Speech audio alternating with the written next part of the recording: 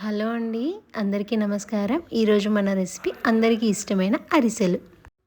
ముందుగా బియ్యాన్ని నానబెట్టుకొని ఉంచాలి.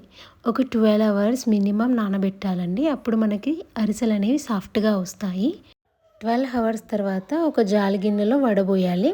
ఇంకా పదన అనేది ఉంది అన్నప్పుడు ఒక క్లాత్‌లో ఆరబోస్తే పదన అనేది పీల్చుకుంటుంది. ఇప్పుడు వీటిని సాఫ్ట్‌గా పిండి పట్టించుకోవాలి. ఈ పిండిని మనం ఇప్పుడు పక్కన పెట్టేసుకుందాం. నెక్స్ట్ ప్రాసెస్ ఏంటే బెల్లాన్ని తురుముకోవాలి. మనం 1 కేజీ రైస్ తీసుకుంటే 1 కేజీ బెల్లాన్ని తీసుకోవాలి.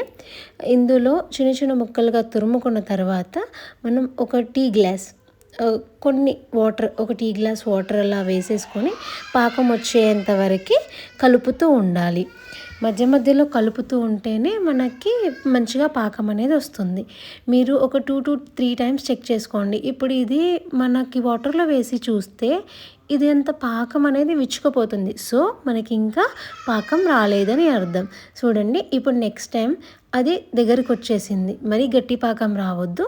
ఇలా వస్తే మనకి అరిసెలకి బెల్లం పాకం అనేది తయారైనట్టు. ఇప్పుడు ఈ బెల్లం పాకంలో కొద్దిగా నెయ్యి కానీ నూనె కానీ వేసుకొని కలుపాలి. తర్వాత పక్కన పెట్టిన పిండిని కూడా కలుపుతూ దగ్గర పడేలాగా మంచిగా ఉండలు లేకుండా కలుపుకోవాలి. ఇప్పుడు మనకి ఒకవేళ పిండి మిగిలిపోయిందనుకోండి, పక్కన పెట్టేసేయండి. కన్సిస్టెన్సీ అనేది వీడియోలో చూపిన విధంగా చేసుకోండి. ఎక్కువ పిండి వేస్తే మనకి ఈ అరిసెలు అనేవి చప్పగా ఉండే ఛాన్స్ ఉంటుంది. మనం ఈ పిండిని ఒక 3-4 అవర్స్, మినిమం ఒక 2 అవర్స్ పక్కన పెడితే ఇలా కొంచెం గట్టి పడుతుంది. ఇప్పుడు దీన్ని చిన్న చిన్న పూరీలాగా ఒత్తుకొని ఆయిల్లో డీప్ ఫ్రై చేసుకోవాలి. మీకు కావాలంటే నెయ్యిలో కూడా డీప్ ఫ్రై చేసుకోవచ్చు. అప్పుడు మనకి ఈ అరిసెలు అనేవి పూరీలాగా పొంగుతాయి.